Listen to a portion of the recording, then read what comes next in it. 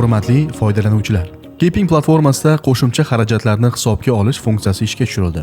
Mazkur imkoniyat mahsulot, material yoki xizmat tannarxiga qo'shiladigan qo'shimcha xarajatlarni tizimda to'g'ri hisobga olish va ularni avtomatik ravishda tannarxga taqsimlash imkonini beradi.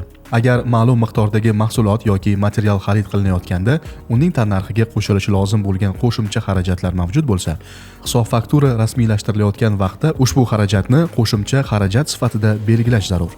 Buning uchun hisob fakturani tahrirlash oynasiga o'tiladi va qo'shimcha xarajat tugmasini yoqib qo'yish lozim.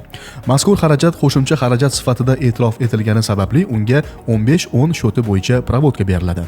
Shundan so'ng ushbu shotda aks etgan summani mahsulot tannarxiga qo'shish lozim. Buning uchun hisob fakturalar bo'limining qo'shimcha xarajatlar qismiga o'tilib, qo'shish tugmasi bosiladi. Ochilgan oynada tegishli mahsulot tanlanadi hamda unga qo'shiladigan qo'shimcha xarajat biriktiriladi. Bunda tegishli hisob faktura tanlanib, qo'shimcha xarajat summasi mahsulot, material yoki xizmat tannarxiga qo'shiladi. Taqsimlash qatori orqali qo'shimcha xarajatlarning miqdori yoki summasi bo'yicha taqsimlash mumkin. Agar miqdori bo'yicha taqsimlash usuli tanlansa, qayta hisoblash tugmasi bosilganda, tizim qo'shimcha xarajat summasini mahsulotlar miqdoriga mos ravishda taqsimlaydi va uni avtomatik ravishda mahsulot tannarxiga qo'shadi.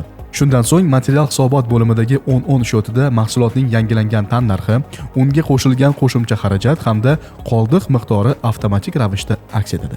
E'tiboringiz uchun rahmat.